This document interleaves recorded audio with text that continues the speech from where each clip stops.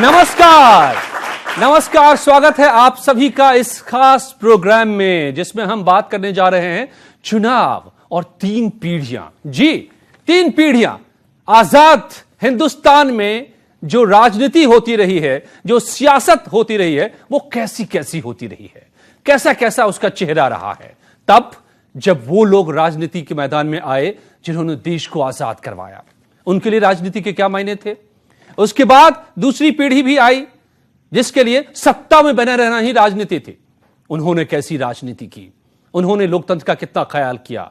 और फिर आज के दौर में जिसमें साम दाम दंड भेद जो कहते हैं उसमें से कुछ भी नहीं छूटा और इसके अलावा भी कई और एलिमेंट्स जुड़ गए, चाहे वो जाति के हों, धर्म के हों, पैसे का बोलबाला हो, बाहुबल का हो, अपराध का हो, सब राजनीति का हिस्सा जो बनते चले गए। वो कैसी राजनीति है, कैसे कैसे बदली ये राजनीति। चुनाव जब एक बार फिर हमारे सामने है तो इसको समझना जरूरी है। और इसीलिए आज हम बात करेंगे तीनों पीढ़ियों की, जनता से भी जो मेरे साथ हैं, तीनों राजनीतिक दल से भी मेरे साथ हैं, और वो भी हैं जो राजनीति को जानते हैं शुरू से लेकर आज तक को। उनसे भी पूछूंगा मैं, सबसे मिलवाऊंगा मैं, लेकिन सबसे पहले देखिए आप ये रिपोर्ट।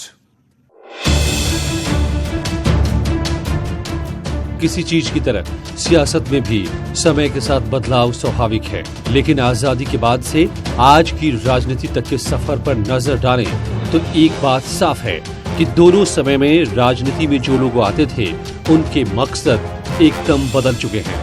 पहले जहां नेहरू जैसे संपन्न घराने के लोग भी देश सेवा के लिए विलासितापूर्ण जीवन छोड़कर राजनीति में आए और कई साल जेल में भी रहे, तो वहीं आजकल ज्यादातर नेताओं का मकसद ज्यादा से ज्यादा कमा लेना होता है। पहले एक राजनेता के लिए नैतिक मूल्य सबसे बड़ी पूंजी होती थी। देश के पहले गृह मंत्री सरदार पटेल अपनी सैलरी तक नहीं लेते थे और अपनी बेटी के हाथ से काते हुए सूत से बने कपड़े ही पहनते थे। पहले राष्ट्रपति डॉक्टर राजेंद्र प्रसाद भी तनख्वाह नहीं लेते थे और राष्ट्रपति भवन में भी जमीन पर बैठकर भोजन करते थे। डॉक्टर राम मनोहर लोहिया कहा करते थे कि धर्म एक दीर्घकालीन राजनीति है और राजनीति एक अल्पकालीन धर्म है।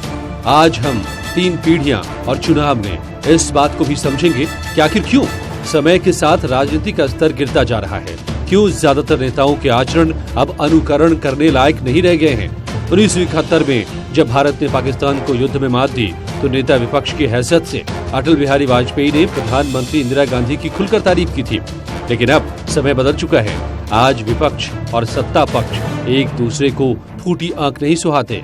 पहले राजनीति में आने वाले लोगों के लिए देश हित सबसे ऊपर होता था, लेकिन धीरे धीरे राजनेता सियासत में धर्म, जाति और वंशवाद लेकर आए, जिसके बाद निजी महत्वाकांक्षाओं के लिए नेताओं ने अलग अलग वर्गों के लोगों को बांटना शुरू कर दिया। जहां पहले के राजनेताओं को युवा अपना आदर्श मानते थे, वहीं आज के कुछ नेता सार्वजनिक मंचों पर जूतम पैजार से भी नहीं चूकते।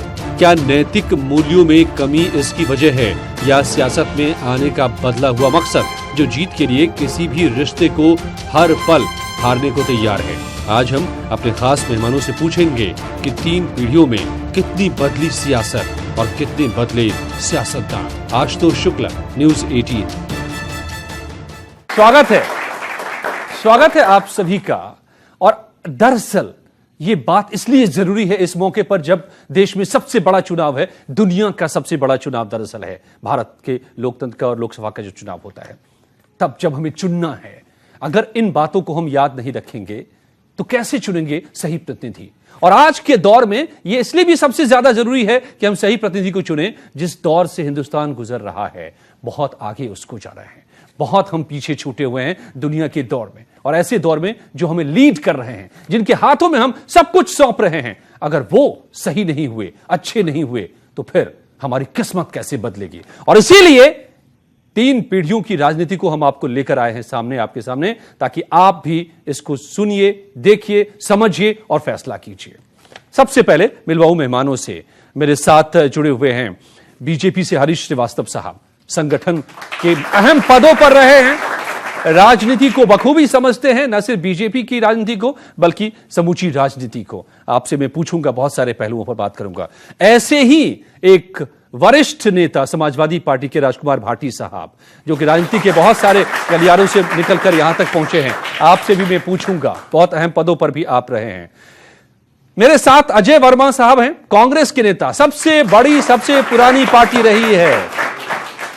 क्या आज उसमें कितना दम बचा है उन मूल्यों को बचाने का जिसके दम पर कभी इस पार्टी ने आजादी हासिल की थी। और एनके सिंह साहब, वरिष्ठ पत्रकार ही नहीं, संविधान विशेषज्ञ और राजनीति को चारों तरफ से समझने वाले, हर तरफ से समझने वाले मेरे साथ हैं। खासतौर से मैंने बुलवाया है, बहुत बहुत स्वागत है एनके सिंह साहब आपका। इनसे मैं समझूंगा कि इस राजनीति में कितनी पवित्रता आज बची है और अगर जितनी नहीं बची है उसका नुकसान क्या क्या हो रहा है। मैं एनके सिंह साहब, सबसे पहले मैं आपसे शुरू करूंगा क्योंकि ये प्रोग्राम, ये सीरीज, इसकी शुरुआत है और एक तरह से प्रस्तावना आपसे। देखिए, जब प्रजातंत्र आता है तो ये माना जाता है कि कालांतर में जैसे जैसे समय बीतता है तो इसके वैल्यूज और मजबूत होते हैं, इसके प्रति लोगों का सम्मान बढ़ता है और इसके जो नॉर्म्स हैं इससे क्वालिटी ऑफ लाइफ बदलती है। भारत में संविधान आया, जब संविधान बना तो ये एक चर्चा रही कि भाई नेचर इस का क्या हो जी। अमेरिकन प्रेसिडेंशियल सिस्टम हो, चाहे ब्रिटिश वेस्टमिंस्टर सिस्टम हो, और हमने ब्रिटिश सिस्टम लिया। अनफॉर्चुनेटली भारत की गरीबी, कलेक्टिव कॉन्शियसनेस, जिसको कि हम सामूहिक चेतना कहते हैं, शिक्षा का स्तर और गरीबी जो सबसे बड़ी बात थी, अभाव की जिंदगी, इसकी वजह से बहुत बुराइयां इसमें साथ में आ गई। आपने अभी चर्चा किया प्रणाली में जी। उस प्रणाली में ही आ गई, पहले ही दिन से आ गई। एक नेता हुआ करते थे वेस्टर्न यूपी के, वो कहते थे दलितों से जाओ जाओ तुम्हारा वोट पड़ गया। बिहार के अधिकांश गांव में, आप बिहार के आप भी जानते होंगे जी। वहां पे जमींदार ऐसे ही कह देते थे कि जाओ जाओ तुम्हारा वोट पड़ गया, और वो बेचारे चले जाते थे क्योंकि आखिर उन्हीं के यहाँ काम करना है, उनके खेत पे। अगर उससे देखेंगे तो आज बदला है। आज कोई जमींदार ये कह के नहीं बदल पाता है दलित को कि नहीं साहब आपका वोट पड़ गया है। आज इलेक्टोरल सिस्टम हमारा बहुत ही फुल प्रूफ हुआ है, इसमें कोई दो राय नहीं है जी। Because of new gadgets, because of new technology, इसकी वजह से हुआ है। पर दिक्कतें जो थी, जैसे कास्टिज्म है, आइडेंटिटी ग्रुप्स, हम पहचान समूहों में रहते हैं और हर पहचान समूह दूसरे से लड़ता रहता है। रिजर्वेशन को लेकर लड़ता है, कम्युनिटी उसको लेकर लड़ता है, धर्म को लेकर लड़ता है। लिहाजा जब पहले अंग्रेजों ने बहुत चेतावनी दी कि भैया आप ना लाइए, ये आपके यहां के लिए नहीं, हम लोग तो 400 साल से प्रैक्टिस कर रहे हैं और रोज फेल होते हैं, ये बहुत ही समृद्ध समाज के लिए है। खैर, पूरी दुनिया ने खारिज कर दिया था कि हिंदुस्तान में चलना लोकतंत्र का नामुमकिन है उस दौर में। मैं मैकाले को देख रहा था, ब्रिटिश पार्लियामेंट में बोल रहा था, तो उसने यही कहा था कि नहीं, मॉडर्न चीजें आएंगी तो कास्टिज्म वहां पे खत्म हो जाएगा। अब 200 साल होने जा रहे हैं, कास्टिज्म खत्म तो नहीं हुआ है, बढ़ गए। ये हुआ कैसे? इसलिए मैं इस पॉइंट पर आपके पास फिर से लौटूंगा कि जो जो बुराइयां इसमें पैदा हुई, लोकतंत्र की जड़ें तो हमारे यहां मजबूत हुई हैं, गहरी भी हुई हैं। ये दुनिया को गलत हमने साबित कर दिया कि यहां लोकतंत्र नहीं चल सकता, लेकिन उसमें बीमारियां जो पैदा हुई हैं वो कहां से और कैसे। मैं एक मेहमानों के पास और जाऊं, नीलू मेरे साथ, उनके साथ कुछ बुजुर्ग भी मुझे दिखाई दे रहे हैं। मुझे लगता है कि उनसे समझना जरूरी है नीलू कि राजनीति इन्होंने जो देखी है अपनी शुरुआत के दौर में वो कैसी थी और आज की जो देख रहे हैं वो कैसी है। बिल्कुल अजय, मैं आपको बताऊं, जिस तरह से एनके सिंह साहब ने भी कहा कि लोकतंत्र और लोकतांत्रिक प्रणाली एक जो थी वो कहा जा सकता था कि कहा यह गया कि भारत में ये इम्प्लीमेंट नहीं हो सकता, लेकिन चीजें अब हो रही हैं। लेकिन इसके बाद भी बहुत सारी ऐसी चीजें हैं जिसको दुरुस्त करने की जरूरत है। और इस वक्त हमारे साथ एक जनरेशन बुजुर्ग खड़े हैं, कुछ बुजुर्ग हैं, वो अपनी बात बताएंगे कि जब वो छोटे हुआ करते थे उस वक्त किस तरह से चुनाव होते थे और आज का वक्त है जब एक बार फिर से चुनाव होने हैं, क्या कुछ अंतर उन्हें दिखता है। सर, पहले तो अपना नाम बताइए और पहले के और आज के वक्त में कितना अंतर आया है चुनाव को लेकर। अब तो जी बहुत बदलाव हो गया। पहले चुनाव होता था, लोग नेता को भाग कर जाते थे देखने, और आज नेता आता है तो नेता के बगल से निकल जाते हैं, कोई देखता ही नहीं। क्यों? तो कुछ काम ही नहीं करते। जब वोट इलेक्शन आता है तो तब तो आते हैं, इलेक्शन खत्म होने के बाद में, जीतने के बाद में कुछ झांक नहीं है आता। तो आपको वो दिन आज याद है जबकि नेता आते थे और लोग उनके चरणों पर उनके पैर छूते थे, उन पे फूल? दर्शन करने को तरसते थे, इतनी भीड़ होती थी पहले, दूर दूर भाग के खेतों में से निकल के जाग रहे बड़े। अब क्या फर्क रह गया? अब ऐसा सुनता ही नहीं, गरीबों की कोई नहीं सुनना, कुछ भी नहीं है। हमारे साथ कुछ बुजुर्ग महिलाएं भी हैं। आप जब छोटी हुआ करती होंगी तब भी इलेक्शन हुआ करते थे, उस समय और आज के समय में कितना फर्क है? आसमान का फर्क है, पहले से तो बहुत ज्यादा। पहले तो खड़े हुए चाहे बच्चे उनको कोई पैर छुए थे, अब आपको आज गरीबों को कोई परवाह भी नहीं करता। कोई करता है? कोई नहीं करता। अब राशन कार्ड ना है ना कुछ है, बताओ कैसे हम बाजार से ला के खाएं? मोल बिलेक से मिल रहा आजकल, ना घर का मकान है ना कुछ है, किराए में। एक बड़ी बात नीलू जो इन्होंने कही है, इसलिए हम कमा रहे हैं, क्या करें? तो आपकी बातें सुनने वाला कोई नहीं है, आप कुछ कहें? मैं तो ये कहूंगी कि सरकार अगर कुछ कर सकती है, इस बार कुछ कर सकती है, तो हम उनके साथ में हैं। अगर कुछ नहीं कर सकती, हम बुजुर्गों के लिए हमारे कार्ड्स बनाए, हमारे पहचान पत्र बनाए, राशन कार्ड बनाए, छोटा सा घर दें हमको रहने के लिए, जिसमें हम भी सुखी से रह सके। हम लोग भी किसी के ऊपर कब तक डिपेंड रहेंगे बताइए आप? अगर आप नहीं करेंगे तो कौन करेगा? एक सरकार के ऊपर ही जो होता है पब्लिक डिपेंड होती है। सरकार आ रही है, चलो हमारे लिए कुछ करेगी, वही नहीं करेगी तो हम क्या करें? अजय, आपने देखा कि ये लोग पहले की बातें तो कर रहे हैं, लेकिन अब चूंकि ये वर्तमान में काफी ज्यादा चीजों से जूझते हैं, डे बाय डे बुजुर्ग हैं, इनके राशन कार्ड नहीं है, इनकी वोटर आईडी कार्ड नहीं, बहुत सारी ऐसी चीजें हैं जिनके लिए ये लगातार सरकार से डिमांड करते हैं, अपने आसपास के जनप्रतिनिधियों से डिमांड करते हैं। और इसलिए इनका कहना है कि पहले अगर नेता आते थे तो फूल बरसाए जाते थे, पैर छुए जाते थे, लेकिन अब ऐसी श्रद्धा नहीं है। बिल्कुल ये बात जो कह रहे हैं। यहां कितने लोग मानते हैं, स्टूडियो में जितने लोग बैठे हुए हैं, पहले के नेता अच्छे थे या आज के नेता अच्छे हैं? आज के कोई बदलाव नहीं है। पहले भी अच्छे थे और आज भी अच्छे हैं जी। और बुरे तो पहले भी कुछ तो ऐसे थे जो कि सिर्फ धर्म और उसके बेस पे राजनीति किए। अच्छा, लेकिन आज जो है, आज भी कुछ लोग करते हैं और आज भी कुछ लोग निस्वार्थ भाव से करते हैं। चलिए ठीक है। राजकुमार भाटी साहब, क्या ऐसा हो गया कि तब नेताजी के ऊपर फूल बरसाते थे, अब क्या क्या बरसाते हैं? मैं अपने उनका नाम नहीं लेना चाहता। देखिए, हमारी एक विशेषता है सभी लोगों की कि हम वर्तमान से बहुत असंतुष्ट रहते हैं। एक सेंटेंस हम सबकी जुबान पर रहता, वो भी क्या दिन थे। ये लोगों की एक मानसिकता होती है। वरना मैं एक ईमानदारी की बात कहूंगा, राजनीति की बात नहीं कहूंगा। जो भाई साहब ने कहा मैं बिल्कुल सहमत हूं। अच्छे लोग पहले भी थे, खराब भी थे उस समय भी, और आज भी अच्छे लोग हैं। ऐसा नहीं है कि सभी लोग भ्रष्ट हैं, सभी लोग गलत हैं।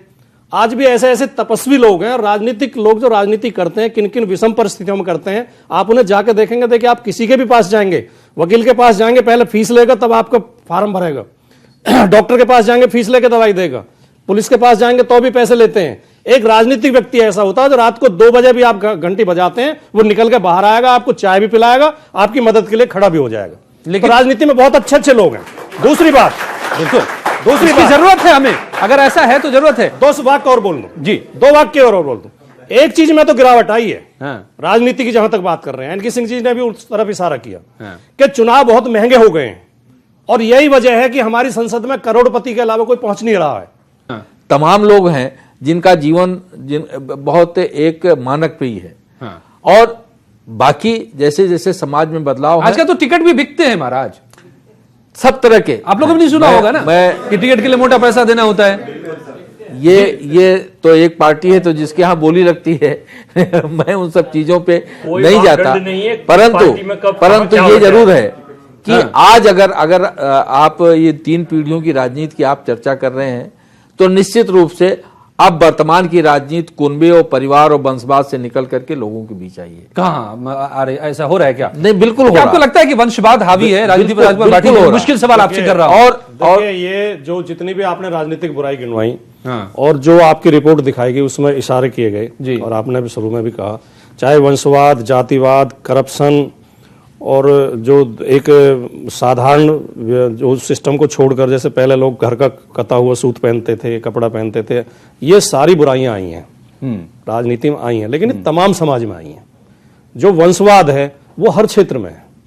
अब आप देखिए, वकील के बेटे वकील बन रहे हैं, जज के बेटे जज बन रहे हैं, फिल्म स्टार जो उनके बेटे सब फिल्म इंडस्ट्री में आ रहे हैं। नहीं, लेकिन वो क्वालिफाई करके, मैं इसका समर्थन नहीं कर रहा हूं, क्योंकि जज के बेटे इसलिए जज की कुर्सी उनको मिल जाएगी। मैं इसका समर्थन नहीं कर रहा हूं। उनको पूरा राजनीति में भी उनको एग्जाम पास करना होगा तभी बनेंगे। राजनीति में भी ऐसा नहीं है कि किसी के चाहने से बन जाएगा, जनता के बीच में जाना पड़ता है। आईएएस जैसे जनता अगर चुनाव जिता के गडकरी जी ने कहा है कि हम जो फेल 3 बार करता है वो मंत्री बन जाता है। हाँ, तो ये आगे बढ़ पाएगी। नहीं, लेकिन अजय जी, जब भारतीय जनता पार्टी वंशवाद की बात करती है, परिवारवाद की बात करती है, तो जब एक ही परिवार के चंद लोग पूरे देश का निर्णय करते हैं, एक ही परिवार के लोग पूरी पार्टी का निर्णय करते हैं, तब वो वंशवाद। अजय जी, भारतीय जनता बाकी पार्टी किसी 50 पार्टी उदाहरण गिनती पे गिना दूं आपके डिबेट में कि वंशवाद के कितने उदाहरण हैं? वंशवाद नहीं, वंशवाद तो अगर है जहां आप खड़े वहां है वंशवाद। आपके साथ दिक्कत ये है कि इनको गिनवाते रहते हैं। वंशवाद वो है जो केवल पूरे देश का निर्णय करता है। सवाल मैं ये नहीं एक ही नाम सब पर भारी हो जाता है। गिनवा दूं और आजादी के बाद से लेकर पड़ेगी।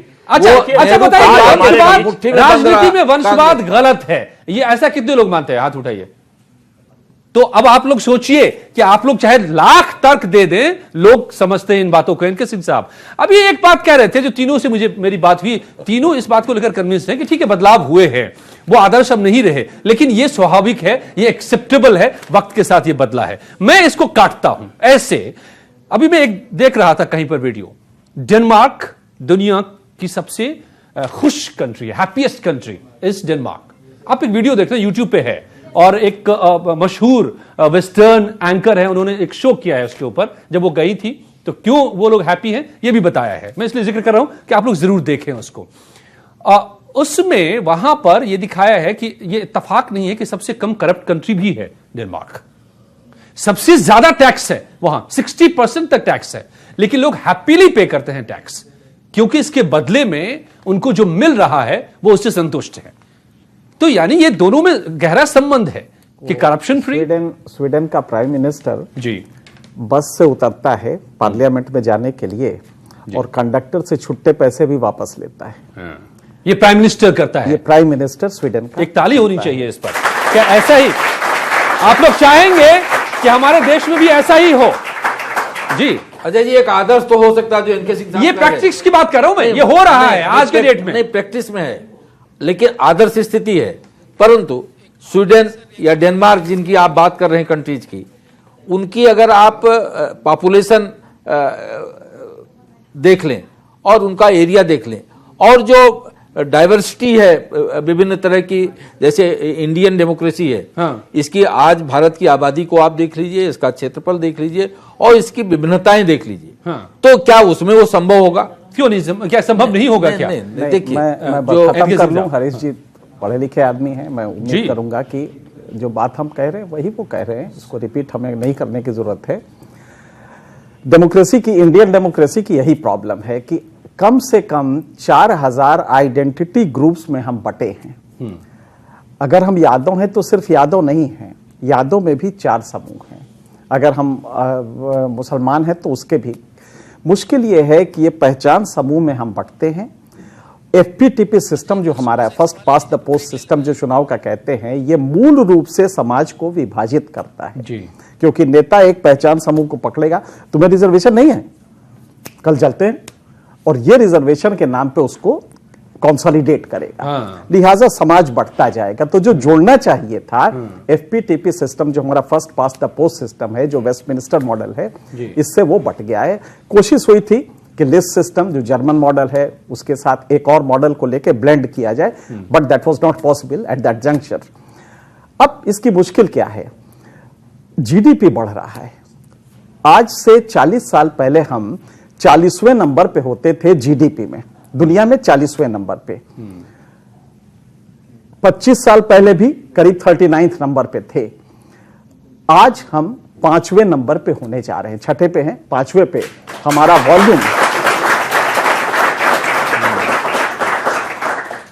आज हम 5वें नंबर पे, हमारा टोटल GDP $2.7 ट्रिलियन, या यूं कहिए कि 170 लाख करोड़ रुपए का है।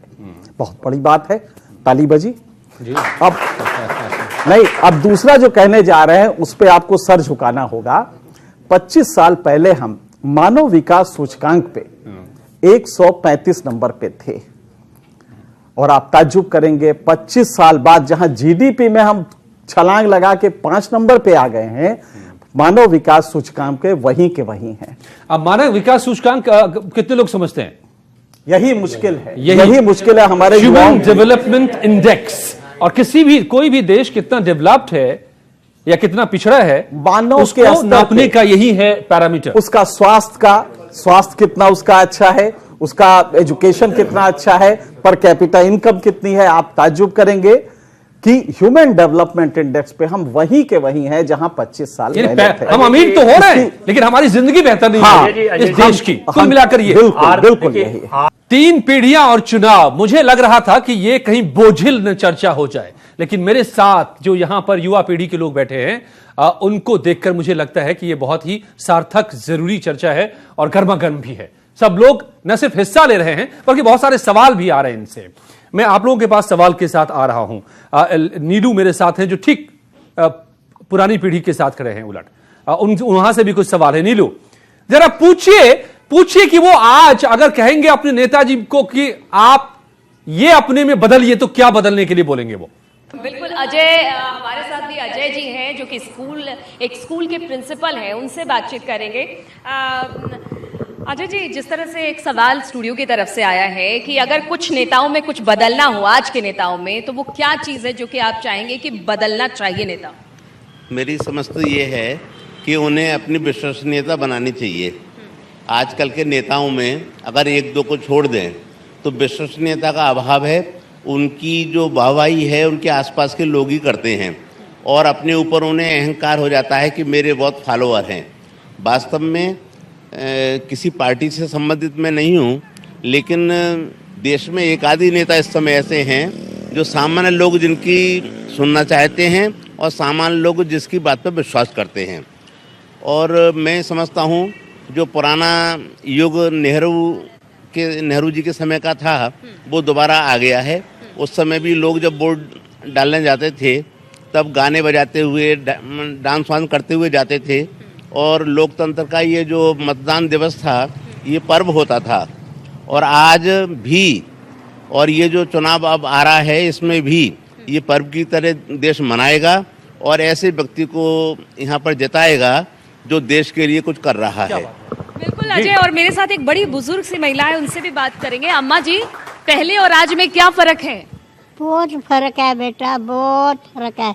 इतना फर्क है, पहले भक्ति भाव था, पहले मतलब इंसान की रहमत थी, दर्द था, भाई ये दुखी है इसकी सेवा करनी है, हर तरह से सेवा। तो अब नेता सेवा नहीं करते हैं? अब नेता सेवा नहीं करते? कहाँ करते हैं नेता सेवा? जो नेता बन जाते हैं वो नहीं मदद करते, वो कहते हैं चल कुर्सी पे बैठते हैं, जब वोट लेते हैं, जब मतलब सेवा करते हैं, नोट बांटते हैं, ऐसे मतलब। तो आप कुछ कहना चाहेंगी नेताओं से? हाँ, आप कुछ कहना चाहेंगी? मैं क्या कहूँ बेटा नेता को, मैं तो मेरी पेंशन काट रही, मेरे को मतलब लेना 2 साल लगे, मेरी पेंशन काट के रख दी है। मैं चलिए, तो अजय आपने देखा कि ये बुजुर्ग हैं और इनकी बड़ी सारी समस्याएं हैं। इनका कहना है कि पहले के नेता बातें सुनते थे, लेकिन अब के नेता बातें नहीं सुनते हैं। कहीं ना कहीं वो सिर्फ राजनीति कर रहे हैं। जो आम लोग हैं वो जहां के तहां बने हुए हैं। पब्लिक है नीलू, और सब जानती है। यहां बच्चे से लेकर बुजुर्ग तक सारी कहानी खोलकर रख दे रहे हैं कि क्या चल रहा है राजनीति में। आप लोग अपने आप में कहीं दूसरी दुनिया में जीते रहते हैं। विश्वसनीयता सबसे बड़ा संकट है आप लोगों के लिए, बताइए। जी, मैं विकास जैन, प्रदेश अध्यक्ष उत्तर प्रदेश युवा व्यापार मंडल। मैं किसी भी राजनीतिक दल से इत्तेफाक नहीं रखता हूं, सिर्फ व्यापारियों की समस्याओं की तरफ देखता हूं। मुझे बाबूजी हरीश जी को देख के श्री लाल कृष्ण आडवाणी जी की याद आ रही है। रूपरेखा कुछ मिलती जुलती है। जिस तरीके से 3 पीढ़ियों की बात हो रही है, क्या मोदी जी को जीतने के बाद पुरानी पीढ़ी को मौका नहीं देना चाहिए था? अगर शिष्टाचार की बात करें, व्यवहार की बात करें, इन्होंने तो हिटलर शाही सरकार, 2 बंदों की सरकार जो पूरे देश को होल्ड कर रही है, जो चाहे वो हो रहा है और किसी की कोई सुनने वाला नहीं है। जवाब हरिशंकर जी, एक सवाल आपके लिए आ रहा है कि क्या कभी इन्होंने हरीश जी के लिए संकट पैदा कर दिया है। कभी उगल पा रहे हैं ना निगल पा रहे हैं।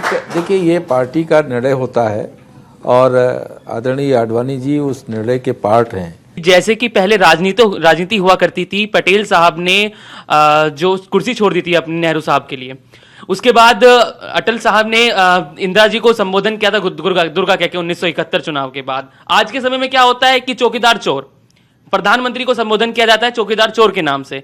या फिर उनसे जवाब आए तो पूरा खानदान चोर ठहरा देता। तो हम कैसे विश्वास करें आज के समय में राजनीति में, जो इतनी राजनीति डलती जा रही है, तो युवा पीढ़ी कैसे विश्वास करे? मतलब वो जो कह रहे होते हैं यकीन करना मुश्किल है कि वो सही कह रहे हैं कि गलत कह रहे हैं। बिल्कुल, बिल्कुल। कौन सही बोल रहा है, कौन गलत बोल रहा है? विश्वसनीयता का संकट सबसे बड़ा है, एतबार कम होता जा रहा है। जी मेरा क्वेश्चन कांग्रेस के स्पोक्स पर्सन से सर, एक्चुअली मैं सर हम लोग अभी टुकड़े टुकड़े गैंग की बात हुई और एंटी नेशनलिज्म की बात हुई, तो सर एक्चुअली आपके जो कांग्रेस के जो अध्यक्ष हैं सर, उन लोगों के साथ स्टेज शेयर किया था जिन्होंने जेएनयू में पता नहीं क्या क्या बोला अपने देश के बारे में, और जो वो हैं वो कॉन्टेस्ट करना चाहते हैं इलेक्शंस। क्या हम लोग ऐसे लोगों को आइडलाइज करना चाहते हैं अपनी मतलब उसमें इलेक्शन में, कि हम लोग उन लोगों को देखें कि जो देश के बारे में गलत बोल रहे हैं हम उन लोगों को अपना आइडल मानेंगे?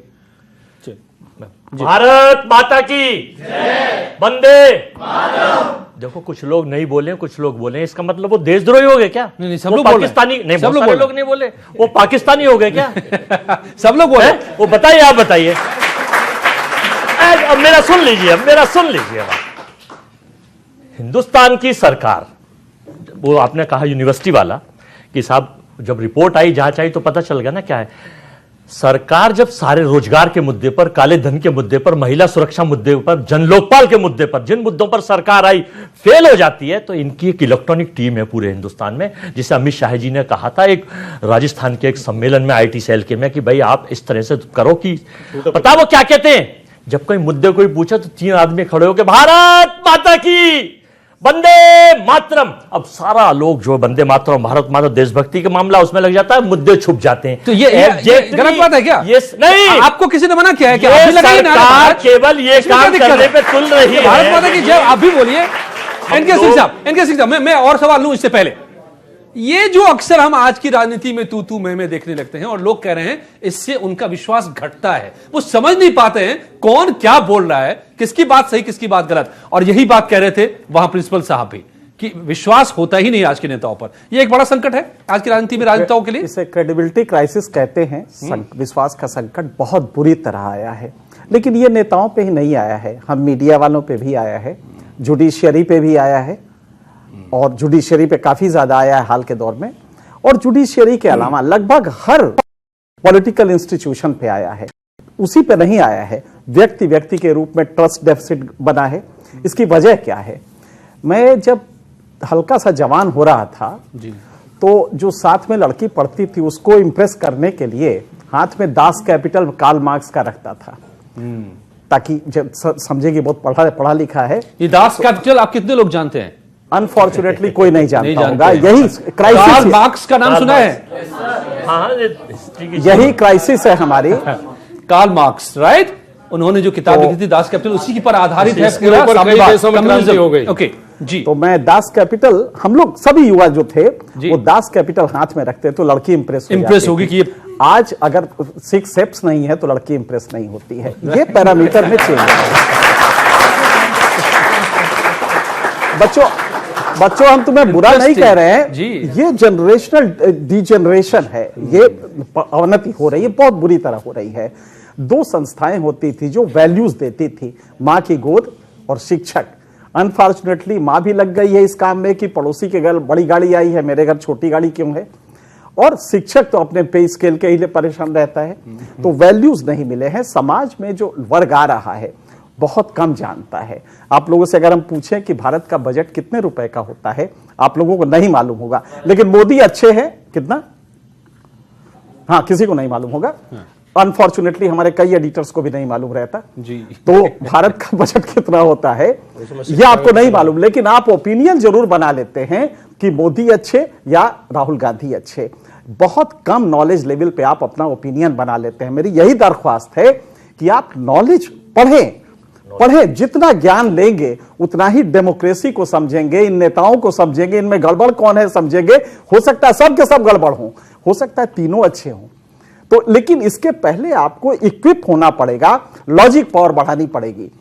झारखंड में अभी एनसीआरबी की रिपोर्ट आई है, एनसीआरबी मतलब नेशनल क्राइम रिकॉर्ड ब्यूरो जी, हर 4 दिन पे एक पागल औरत को, जिसको साइकियाट्रिक पेशेंट कहते हैं, ईंटे से, क्योंकि भटक के आई थी तो दूसरे गांव वालों ने ईंटे से मार दिया, ये कह के कि डायन है पूरे गांव को खाने आई है। और जो हाथ वो ईंटें मार रहे थे उस औरत को, बिचारी को, जिसको इलाज की जरूरत है, उसको ईंटें मार रहे थे कि गांव को खा जाएगी, वही हाथ आपका एमपी भी चुनते हैं। ये डेमोक्रेसी की प्रॉब्लम है। इसलिए अनफॉर्चुनेटली आपने ये अर्बन युवा रखे हैं। कभी गांव में जाके जो खेत में काम कर रहा है उस युवा से बात कीजिए, असली वो भारत है, तब पता लगेगा। वैसे तुम लोगों से यही दरख्वास्त है हमारी कि नॉलेज लेवल बढ़ाओ, ज्ञान का स्तर बढ़ाओ। बहुत कम ओपिनियन में, बहुत कम नॉलेज बेस पे जब ओपिनियन बना लेते हो तो कई बार प्रजातंत्र के लिए खतरनाक होता है। तो इसके लिए सिंह साहब ये भी तो है कि क्या एक ऐसा सिस्टम हम बना पाए, एक ऐसा एजुकेशन सिस्टम हम दे पाए, उसमें उन वैल्यूज को इनकलकेट करने के लिए क्या हमने कोई इंतजामात किए? अच्छा सवाल है अजय। तमाम बातें भी है जो सवाल हमारे राजनीति और सिस्टम पर भी ये उठते हैं। अच्छा सवाल है। अनफॉर्चुनेटली वैल्यू जनरेशन के लिए जो इंस्टीट्यूशंस होते हैं वो नॉन स्टेट, वो राज्य से नहीं आते हैं। मोदी जी ने एक कोशिश की थी, हालांकि विश्व के किसी नेता ने, एक बार रूजवेल्ट ने किया था अमेरिका में। मोदी जी ने एक कोशिश किया मन की बात में या इसमें कि हम सामाजिक सुरक्षा, ये आपके स्वच्छता के लिए उसने असर किया, इसमें कोई दो राय नहीं है कि स्वच्छता ने प्रभाव किया है। लेकिन बाकी जो सोशल मैलिस है, जैसे भ्रष्टाचार है, ये पॉलिटिकल मैसेज से नहीं होगा ठीक। इसके लिए समाज को बदलना पड़ेगा। और वो तुम लोग एक बार घर जाके सोचो कि क्या यही मना स्थिति लेके हम इस समाज में आएंगे, और तब समझ में आएगा कि डेमोक्रेसी हमारी बहुत अच्छी नहीं चल रही है। ठीक है, कोई एक नेता विकास कर सकता है, अच्छा कर सकता है, बुरा कर सकता है, वो एक इशू हो सकता है, आप फिर जाके वोट देंगे। लेकिन बदलने के लिए आपको बहुत कुछ करना है। सिंह साहब ने कहा, बहुत गंभीर बात उन्होंने कही, आपने समझी होगी। मैं उसे थोड़ा और आगे इस राजनीति की तरफ लेकर आना चाहता हूं। राजनीति में जो भी बुराई बताई गई है उसमें अगर हम सब जो देश के नागरिक अपनी मानसिकता चेंज कर लें तो वो खत्म हो सकती हैं, क्योंकि इन लोगों को हम ही चुन के भेजते हैं। अगर हमको भ्रष्टाचारी आदमी पसंद नहीं है तो भ्रष्टाचारी को वोट न दें, अगर हमको अपराधी पसंद नहीं है तो हम अपराधी को वोट न दें, दल बदलू को वोट न दें, वंशवादी को वोट न दें। लेकिन होता क्या है, आपने डेनमार्क का उदाहरण दिया, सब मिल जाते हैं ना। नहीं, मैं बता, चुनने के लिए ऑप्शन ही बचता है। ऐसा नहीं होता। मैं बताता सवाल तो पूछिए, इनकी बारी। मैं कह रहा हूं, बात आपसे कही भाटी साहब एक बार भाटी साहब की बात पूरी हो जाए। आपने स्वीडन का और डेनमार्क का उदाहरण दिया जी, बहुत अच्छा लगा। हम भी चाहते हैं हमारे देश में ऐसा हो। लेकिन पता हमारे देश के आम लोगों की मानसिकता क्या है? जिस नेता के साथ 3-4 गाड़ियां नहीं आई और 2 बंदूकची नहीं उतरे और जिसके चमकते हुए कपड़े नहीं हुए, अगर मैं सादा पहुंच जाऊं मोटरसाइकिल पर किसी मीटिंग में, कहेंगे अरे यार ये क्या, एक नेता आ गया फर्जी। तो हमें ये मानसिकता बदलनी पड़ेगी। हम लोगों के कैरेक्टर से नेता तय करें। ये मानसिकता किसने की है? ये मानसिकता जनता ने पैदा नहीं की है, नेताओं ने पैदा किया है। वर्षों में धीरे धीरे बनती है। वोट जहां से मिले, जिस तरह से मिले, उसके लिए हम कुछ भी मुद्दा बना देंगे। इस बात ने इस देश का बड़ा नुकसान किया है जो आज भी हो रहा है। मतलब मैं चूंकि इसका छात्र रहा हूं जी, आज भी हूं। भारत में इससे बड़ा नुकसान कुछ हुआ ही नहीं है कि हमें आप एक आइडेंटिटी को पकड़ते हैं। आपने देखा कि एक चीफ मिनिस्टर ने, भारत के संविधान में सिर्फ दलित था, शेड्यूल कास्ट था और कुछ नहीं था, लेकिन उसने एक कानून बनाया, कहा कि नहीं दलित को भी फाड़ दो, इसको 2 टुकड़े कर दो। तो उसने दलित के भी 2 टुकड़े कर दिए और आप चालू है महादलित का एक कैटेगरी बना दिया। इसलिए ये तोड़ते हैं, तोड़ के 5% अगर कम वोट है, बोले यार पता करो जरा कास्ट तो नहीं मिल जाएगा, कास्टों के लिए आरक्षण करा दो, और इसकी नारा शुरू कर दिया। ये पॉलिटिकल क्लास की मजबूरी है, ये कराता है और सभी कराते हैं। ये भी समाज को तोड़ रहे हैं, इसमें कोई दो राय नहीं है। और ये एफपीटीपी सिस्टम हमारा भारत के लिए मुनासिब नहीं था, पर खैर अब वो तो ही है, उससे बेहतरीन सिस्टम आना शायद टाइम लगेगा। दूसरी दिक्कत यह है कि भारत में आज पर स्क्वायर किलोमीटर की आबादी, आप ताज्जुब करेंगे, 368 है। अमेरिका की 30 है, ऑस्ट्रेलिया की 2 है। तो 368 मतलब आदमी पे आदमी चढ़ा जा रहा है, उसे कंधे पे बैठ रहा है, लिहाजा गरीबी रहेगी। लेकिन इसी में विकास होगा। और इसी में अगर आप कह लीजिए कि नहीं आबादी पर कंट्रोल करने के लिए कानून बनाए तो वो फिर राजनीतिक मुद्दा बन जाएगा, मुश्किल हो जाएगा, सवाल भी नहीं उठा सकते आप। नहीं, ये मुश्किल है कि आप अगर आप करें, देख लीजिए, आप कह रहे हैं दिक्कत हो जाएगी, चुनाव है, नहीं कह रहा हूं आपके नेता नहीं कहेंगे इस बात को, क्या होना चाहिए? वो आप जो सोच रहे हो गलत है, इस हिंदुस्तान ऐसा नहीं है। लेकिन वोट बैंक की राजनीति ने ये किया है, बनना चाहिए, आप जानते हैं बनना चाहिए। इस 30-31 स्टेट्स में 3000 जातियां और 25,000 उपजातियां हैं उनकी, और इसमें इस वक्त जो जरूरत है, जो इंस्टीट्यूशंस, जो स्टूडेंट्स हैं, जो यूथ आइकॉन, जो बिंग्स आ रहा है, जो आने वाला कल है, हमारा भविष्य है, उनके बीच इस तरह का एक मैसेज कि चुनाव मोड से निकल के देश की पार्टी और सरकार को उस क्षेत्र में जाना चाहिए, ताकि इससे आने वाले कल का भविष्य सुधरे, आने वाला यूथ मोटिवेट कर सके, आने वाला यूथ बता सके। किसको, कौन करेगा ये? आने वाले कल के लिए कौन करेगा? सरकार जिस चीज पे प्राथमिकता छोड़ के इन चीजों पे प्राथमिकता ले, तो ये काम कौन करेगा, ये कदम कौन उठाएगा? नहीं, अपोजिशन अगर कोई चीज उठाता है तो इस हिंदुस्तान के कुछ नमो चैनल्स, कुछ गोदी मीडिया चैनल्स केवल इस काम पे रखते हैं कि सुबह उन्हें उठाना, रात को सुलाना, दिन में नाश्ता कराना, फिर चाय पिलाना और फिर सुला देना। आप सड़क पर उतरिए ना, आप क्या राजनीति करते हैं चैनल के भरोसे? आप जनता से मिलिए, सड़क पर जाइए, जनता के बीच में जाइए, जनता क्या बात करते हैं आप? आप चाहते हैं कि यहाँ से पॉलिटिक्स कर ले सारे? कांग्रेस को दीवार से पलट दिया था, कांग्रेस को पहलू होते हैं दो, दिन में भी सब दिखाई पड़ते हैं, ये कांग्रेस की दिक्कत और है। इसके अगर अच्छे भी है तो इसका पॉजिटिव है, तो इसका नेगेटिव भी है। ऐसे ही जैसे छात्र आप बैठे, आपको पॉजिटिव करने से कौन रोकता? आपको नहीं जब तक तस्वीर पॉजिटिव करने के लिए, आपके पास कोई विजन नहीं काम करने का, आपके पास कोई अच्छी सोच नहीं है, इसलिए आप केवल दूसरे पे आरोप करते हैं। डबल तेजी से नीचे आएगी। प्रॉब्लम यह है कि इनकी तरफ पीड़ा हो रही है तो रिएक्शन भी यही कर रहे हैं। ठीक है, सवाल हाथ उठ रहे हैं यहां पर जी, सवाल। सर मेरा सवाल ये है, ऐसा यूथ आप लोगों ने हमें इंडल्ज किया, आपने कहा कि आप लोग हमारे साथ यहाँ पर आए और अपना मुद्दा समझिए कि आप लोगों की कितनी नीड है चुनाव करने के लिए, ठीक है। पहले स्टार्टिंग में ये डिबेट बहुत पॉजिटिव थी, बहुत हेल्दी लग रही थी, बट ये रीजन है, सर ने बोला कि क्या बोलते हैं, आप लोगों को काफियों को यहाँ पे बजट भी नहीं पता होगा। सर रीजन ये है क्योंकि हमारा इंटरेस्ट जनरेट नहीं हो सकता, क्योंकि हम जब देखने आते हैं तो डिबेट आर्ग्यूमेंट में बदल जाती है, कंक्लूजन कुछ नहीं निकलता, टाइम वेस्ट होता, कोई जना देखता नहीं है। आप लोग अपने आप में लड़ने से बेहतर है कि आप अपने अपने उसके हिसाब से देखिए, जिसको जो अथॉरिटी मिल रखी है, जो जो डिजर्व करता है।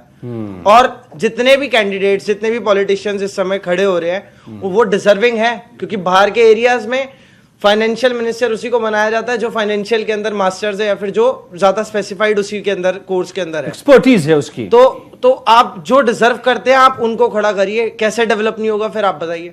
ठीक बात, बिल्कुल। और सवाल सुनिए, आप लोग चॉइस दीजिए। आप लोग अब गडकरी साहब ने पता नहीं उनका संदर्भ क्या है। मेरा नाम राजेश कुमार शाह है कि 3 बार फेल भी मिनिस्टर बन जाता है। मैं एक क्वेश्चन करना चाहूंगा कि अभी जो एयर स्ट्राइक के बाद जो भी हुआ, जैसे जिस तरीके से देश में मीडिया के सामने जिस तरीके से बातचीत हुई सेना के प्रति, मतलब कि ऐसे कि वहां की ये वो दिया जाए आपको कि वहां इतने मरे, जो भी सबूत दिए जाए, हाँ कितने मरे हैं, और प्लस और भी जिस तरह सपोर्ट किया गया वहां के प्रधानमंत्री को, अन्य जो भी आया, क्या ये सही है, हमारे देश हित में है? आपको किसी नेता का बयान आप मुझे नाम लेके बताएं, किसी नेता ने सबूत मांगा, कितने मरे, हमें सबूत दो, किसी भी पार्टी के किसी नेता। बिल्कुल,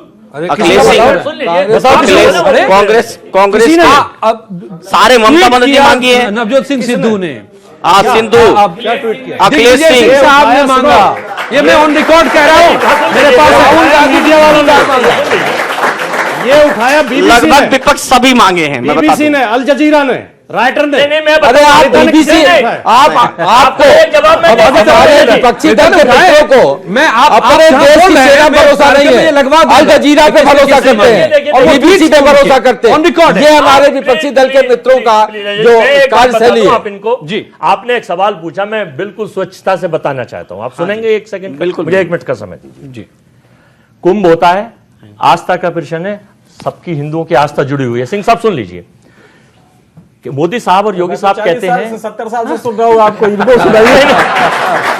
मोदी साहब और योगी साहब प्रधानमंत्री हैं, संवैधानिक पद पे कहते हैं कि 194 कंट्री के लोग यहां आए और संसार के मीडिया ने हम पे मोहर लगा दी कि कुंभ बहुत अच्छा हो। हमने मान लिया, बिल्कुल मान लिया, ठीक है, अच्छी बातें हैं। सर्जिकल स्ट्राइक होती है, सेना पर किसी नेता का कोई ये नहीं, किसी पार्टी ने नहीं उठाया कि सेना की तरफ उंगली। सेना को सलूट था, है और रहेगा, सेना पे कोई क्वेश्चन मार्क नहीं था। संसार के 18 बड़े संसार के 18 बड़े मीडिया के चैनल जहां 160 कंट्री मोदी साहब घूम के आए हैं, उन्हीं ने से पूछा कि अगर ये सर्जिकल स्ट्राइक हुई है, लोग मरे हैं, तो सीआरपीएफ के जवानों ने ये चीज पूछी है कि अगर हमें गिनती पता चल जाए तो हमारे कलेजे में हमारे बच्चे मरे, ठंडक मिल जाएगी। तो उनका पूछना अगर गुनाह है तो ये गुनाह कांग्रेस पार्टी और पार्टी के लोग भी कर रहे हैं। आपको बताने में क्या दिक्कत है? सीआरपीएफ के लोग नहीं पूछे थे सर, सीआरपीएफ के जवानों ने पूछा, वीडियो ना पॉलिटिकल लीडर्स पूछे थे सर। जी हाँ। आखिरी मेरा सवाल आज का एक तरह से ये समाप्त, क्योंकि आने वाले दिनों में हम इस पर और चर्चा करेंगे, एक पहलू की चर्चा करेंगे राजनीति के। लेकिन आज एक जो सवाल यहां से आया, जो ये कहना चाह रही थी, क्या निगेटिविटी से भर गई है राजनीति? हमें ज्यादातर निगेटिविटी नजर आती है, बहुत ज्यादा है, दिखती है। इधर पिछले कुछ सालों में इतनी ज्यादा समाज में आ गई है। समाज में दो वर्ग हो गए हैं सोच के स्तर पे, या तो आप उस साइड में हैं या इस साइड में हैं। अगर इस साइड में है तो जरूर उस साइड में है। ये बहुत बड़ा क्राइसिस है, और सोच के स्तर पे मैं यही अपील आप लोगों से करूंगा, युवाओं से भी, कि आप स्ट्रेट सोचना शुरू कीजिए। कुछ अच्छी चीजें हुई हैं इस गवर्नमेंट में। मान लीजिए कि अब चुनाव है, इस गवर्नमेंट की बात लीजिए आप। दो तरह के विकास होते हैं, एक होता है लॉन्ग टर्म डेवलपमेंट, जिसको इंफ्रास्ट्रक्चर डेवलपमेंट कहते हैं। सिंचाई अगर किसी गवर्नमेंट ने लिया तो 10 साल उसको फलीभूत होने में लगेगा। अगर बिजली का प्रोजेक्ट है तो 5 साल लगेगा। अगर उज्ज्वला है तो अगले दिन हो जाएगा। इस सरकार ने उज्ज्वला भी किया, इसमें कोई दो राय नहीं है। लॉन्ग टर्म प्रोजेक्ट्स भी लिए, इसमें भी कोई, आपने देखा रोड्स कितनी बन रही है, इसमें कोई दो राय नहीं है। कुछ चीजें ऐसी हैं जो कि नकारात्मक रही है। किसानों के फसल का मूल्य बहुत अच्छा नहीं मिला, इसलिए किसान नाराज है। रोजगार के स्तर पे अब आप एक चीज गौर कीजिए, जीएसटी से किसको फायदा था? क्यों सरकार ने किया? छोड़ देती। लेकिन एक सिस्टम इंप्रूवमेंट है। शुरुआती दिनों में जरूर इसमें दिक्कत होगी, लेकिन ऐसा नहीं है। जीएसटी जो मॉडल है और टेक्नोलॉजी के साथ जब आप उसको लेंगे कि ट्रक अगर मूव कर रही है आलू के खेत से, अगर वो जा रही है तो एक एक चीज मॉनिटर होगी। कांग्रेस गवर्नमेंट आएगी वो भी करेगी, मोदी गवर्नमेंट आएगी वो भी करेगी। तो ये टेक्नोलॉजिकल इनोवेशन है, इसमें विकास हो रहा है। कुछ कमियां हैं, इसमें जो लोग महसूस कर रहे हैं कि आपने क्या अच्छा किया, इसके बजाय पूरा पॉलिटिकल डिस्कोर्स जो है, नैरेटिव जो है, वो इस पर बेस्ड हो गए है कि उन्होंने क्या खराब किया, उनमें क्या कमी है। ये देखिए, ये इसके इर्द गिर्द पूरी राजनीति होती है, पूरी बहस होती है। एडवर्सेरियल डेमोक्रेसी का सिद्धांत पे हम लोग हैं, जिसमें कि विपक्ष इनके नकारात्मक लाएगा, रूलिंग पार्टी हमेशा अपने पॉजिटिव बताएगी। अब इनको डिसाइड करना होता है कि एक्चुअली हमारी बहबूदी या कल्याण के लिए कौन बेहतर है, ये इनको डिसाइड करना है। अनफॉर्चुनेटली अगर इनका लैक ऑफ नॉलेज है, अगर ये नहीं जानते हैं कि पर कैपिटा इनकम हमारी बढ़ी कि नहीं, हमारा ह्यूमन डेवलपमेंट इंडेक्स बढ़ा कि नहीं, तो ये वोट फिर कैसे देंगे? तय करना मुश्किल होगा। हाँ, ये तय करना, और तब ये भावना में बह जाएंगे और भावना बहा ले जाएगी। भावना के सौदागर हमारे यहाँ पॉलिटिकल क्लास में बहुत लोग हैं, इसी का फायदा वो उठा लेते हैं। आप इससे बचे, आप स्ट्रेट सोचना शुरू करें, लॉजिकली सोचे। अभी यूरोप में आप जाए, मैं कई बार जाता रहा हूं, स्ट्रेट सोचते हैं, भावना वगैरह उसमें नहीं रहता है। स्ट्रेट सोचिए कि अच्छा क्या क्या अच्छा किया है, कुछ चीजें अच्छी आपको मिलेगी। क्या क्या नहीं किया, जो वायदे किए थे क्या वो वायदे मुकम्मल हुए, तब आप पाएंगे कि नहीं ये वायदे तो मुकम्मल नहीं हुए। ये इसकी है। अगर इस तरह सोचना जिस दिन कर देंगे, ये पॉलिटिकल क्लास भी बदल जाएगा, इनका तर्क भी बदल जाएगा, इनकी लैंग्वेज भी बदल जाएगी, बशर्ते कि ये जाने कि हाँ ये समझ रहे हैं। इनको आसानी से ये भावना में बह जाते हैं, ये बहा लेते हैं। सवाल ये है कि चुनाव का वक्त है, और जो आज हम बात कर रहे थे, राजनीति कितनी बदली है, और इसको इसलिए समझना जरूरी था और है आने वाले दिनों में भी, क्योंकि आप सही चुनाव कर सके। मैं समझता हूं आज जितनी बातें यहां पर हो रही है, जितने लोग यहां पर हैं और जो लोग आप देख रहे हैं, एक सवाल जो इस सारी बातों के बीच में सबसे बड़ा है कि अपनी आंखें खोलिए, परखिए, और उन आदर्शों पर, उन जरूरतों पर जिसकी जरूरत आज हमें देश को है राजनीति से, उसके आधार पर तय कीजिए, ना कि भावनाओं में बहकर, जो एनके सिंह साहब आखिर में हमें बता रहे थे। बहुत बहुत धन्यवाद आप सबका मेरे साथ जुड़ने के लिए इस चर्चा में। बहुत बहुत शुक्रिया आप सभी का।